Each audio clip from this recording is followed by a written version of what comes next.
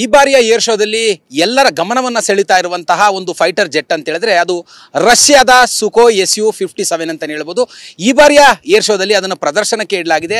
ಸಾವಿರಾರು ಜನರು ಈಗಾಗಲೇ ಕೂಡ ಅದರ ಮುಂಭಾಗದಲ್ಲಿ ನಿಂತು ಒಂದು ಫೋಟೋ ವಿಡಿಯೋನ ಕೂಡ ಈಗಾಗಲೇ ಕ್ಲಿಕ್ಕಿಸಿಕೊಳ್ತಿರುವಂಥದ್ದು, ಎಲ್ಲರ ಒಂದು ಗಮನವನ್ನು ಕೂಡ ಈಗಾಗಲೇ ಸೆಳೆಯುತ್ತಿರುವಂಥದ್ದು. ಇದರ ವಿಶೇಷತೆಗಳೇನು ಅನ್ನೋಂಥದ್ದನ್ನು ನಾನು ಈಗಾಗಲೇ ನಿಮಗೆ ತೋರಿಸ್ತಾ ಹೋಗ್ತೀನಿ. ದೃಶ್ಯಗಳಲ್ಲಿ ನೀವು ಕೂಡ ನೋಡ್ತಾ ಇದ್ದೀರಾ. ತುಂಬ ಅದ್ಭುತವಾದಂತಹ ಒಂದು ಸುಕೋಯ್ Su-57 ಈಗಾಗಲೇ ಕೂಡ ಏರ್ ಶೋದಲ್ಲಿ ಅದ್ಭುತವಾದಂಥ ಒಂದು ಪ್ರದರ್ಶನವನ್ನು ನೀಡಿ ಈಗಾಗಲೇ ಕೂಡ ಅದು ರೆಸ್ಟ್ನ ಮಾಡ್ತಾ ಇದೆ ಅಂತಲೇ ಹೇಳ್ಬೋದು. ಈಗಾಗಲೇ ಅದಕ್ಕೆ ಇಂಧನವನ್ನು ತುಂಬಿಸುವಂಥ ಒಂದು ಕೆಲಸ, ಅದರ ಎಲ್ಲ ಒಂದು ಸಾಧಕ ಬಾಧಕಗಳನ್ನು ಕೂಡ ಇಲ್ಲಿರುವಂತಹ ಅಧಿಕಾರಿಗಳು ಈಗಾಗಲೇ ಒಂದು ತಪಾಸಣೆಯನ್ನು ಮಾಡ್ತಾರೆ. ಇದರ ವಿಶೇಷತೆ ಅಂತ ಹೇಳಿದ್ರೆ ಇದು 5th ಜನರೇಷನ್ನ ಒಂದು ಫೈಟರ್ ಜೆಟ್ ಆಗಿರುವಂಥದ್ದು.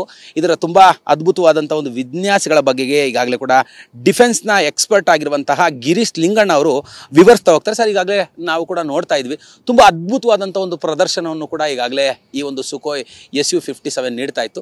ಏನು ಸರ್ ಇದರ ಒಂದು ವಿಶೇಷತೆಗಳೇನು? ನೋಡಿ, ಇದು 5ನೇ ತಲೆಮಾರಿನ ಏರ್ಕ್ರಾಫ್ಟು. ನಮ್ಮಲ್ಲಿ ಇನ್ನೂ ನಾವು ತಯಾರು ಮಾಡಿಲ್ಲ, ಇಲ್ಲ ಕೊಂಡ್ಕೊಂಡಿಲ್ಲ ಇನ್ನು. ಸೊ ಇದನ್ನು ನೋಡೋಕ್ಕೆ ಅನೇಕ ಜನ ಬಂದಿದ್ದಾರೆ. ಯಾಕಂದರೆ ಇದ್ರ ಜೊತೆ F-35 5ನೇ ತಲೆಮಾರಿನ ಏರ್ಕ್ರಾಫ್ಟು ಬಂದಿದೆ. ಸೊ ಇದು ಹೇಗೆ ನಡೀತಾ ಇದೆ ಇಲ್ಲಿ ಅಂದರೆ, ಒಂದ್ಸಲಿ Su-57 ಫ್ಲೈ ಮಾಡಿದ್ರೆ ಇನ್ನೊಂದ್ಸಲಿ F-35 ಫ್ಲೈ ಮಾಡ್ತಾ ಇದ್ದಾರೆ. ಸೊ ಒಂಥರ ಇಬ್ಬರು ಕಾಂಪಿಟೇಷನ್ ಥರ ತೋರಿಸ್ತಾ ಇದ್ದಾರೆ, ರಷ್ಯನ್ಸು ಮತ್ತು ಅಮೇರಿಕನ್ಸು, ಯಾರ್ದು ಸಾಧನೆ ಜೋರಿದೆ ಅನ್ನೋ ಥರ ತೋರಿಸ್ತಾ ಇದ್ದಾರೆ ಇಲ್ಲಿ ಏರೋ ಶೋ ಅಲ್ಲಿ. ಸೊ ಇದನ್ನು ಖಂಡಿತವಾಗಿ ನೋಡಲೇಬೇಕು. ಇದರಲ್ಲಿ ಏನು ವಿಶೇಷತೆ ಏನು ಅಂದರೆ, ಸುಖಾಯ್ 57 ಇದು 66,000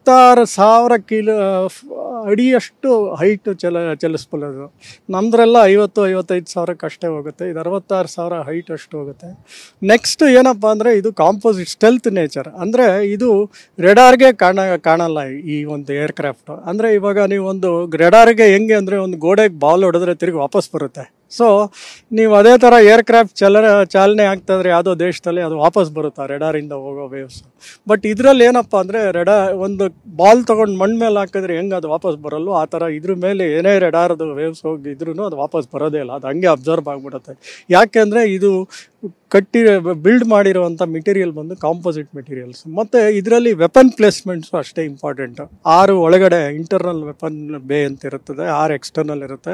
ಬಟ್ ಆ ವಿನ್ಯಾಸ ಎಷ್ಟು ಚೆನ್ನಾಗಿರುತ್ತೆ ಅಂದರೆ, ಈವನ್ ಎಕ್ಸ್ಟರ್ನಲ್ಲಾಗ ವೆಪನ್ ಮಿಸೈಲ್ಸ್ಗಳು ಫೇಸ್ ಮಾಡಿದ್ರೂ ಅದು ರೇಡಾರ್ಗೆ ಕಾಣಲ್ಲ. ಸೊ ಇದು ರಷ್ಯಾದು ಎಲ್ಲೂ ಇದನ್ನು ತೋರಿಸಿರಲಿಲ್ಲ. ಬಟ್ ಇದು ಸುಳ್ಳು ಅಂತ ಅಮೆರಿಕನ್ಸ್ ವಾದಿಸ್ತಿದ್ರು. ಬಟ್ ಇದನ್ನೇನು ಮಾಡಿದ್ರು, ಹೋದ ವರ್ಷ ತೋರಿಸಿದ್ರು ಚೈನಾದಲ್ಲಿ ನಾವು ಮಾಡಿದ್ದೀವಿ ಅಂತ 5ನೇ ತಲೆಮಾರಿಂದು. ಈಗ 2ನೇ ಸಲ ಇಲ್ಲೇ ತೋರಿಸ್ತಾ ಇರೋದು. ಮತ್ತು ಇನ್ನೊಂದು ವಿಶೇಷತೆ ಏನಂದರೆ, ಇದಕ್ಕೆ ಬರೀ 300 ಅಡಿಯಷ್ಟು ಜಾಗ, 300 ಮೀಟರ್ಸ್ ಇದ್ರೂ ಸಾಕು, ಇಟ್ ಕ್ಯಾನ್ ಫ್ಲೈ.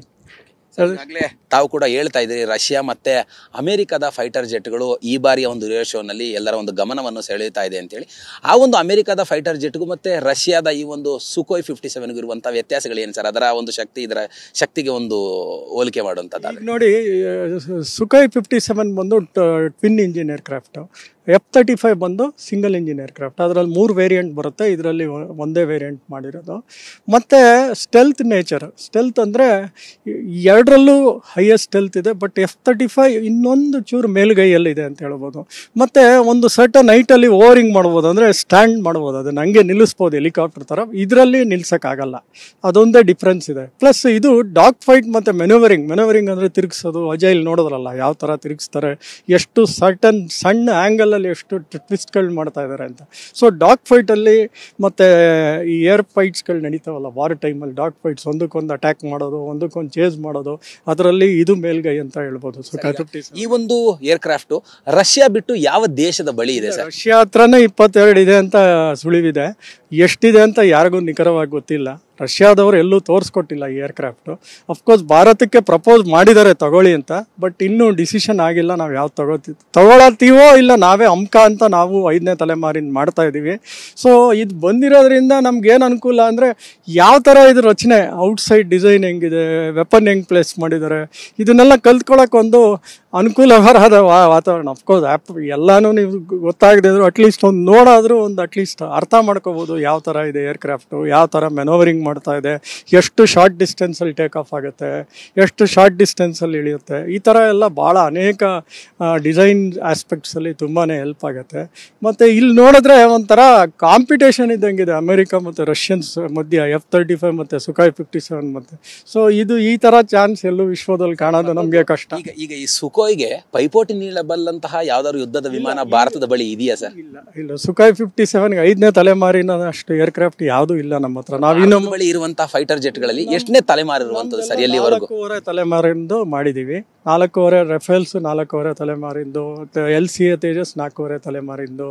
ಈಗ ಮಿರಾಜ್ 2000, ಸುಖಾಯ್ 30 MK ಇದು ಅಪ್ಗ್ರೇಡ್ ಮಾಡಿದೀವಿ 4.5 ತಲೆಮಾರಿಂದು. ಮೊದಲು 3rd ಜನರೇಷನ್ ಇತ್ತು, ಅದನ್ನು ಅಪ್ಗ್ರೇಡ್ ಮಾಡಿ 4.5 ಜನರೇಷನ್.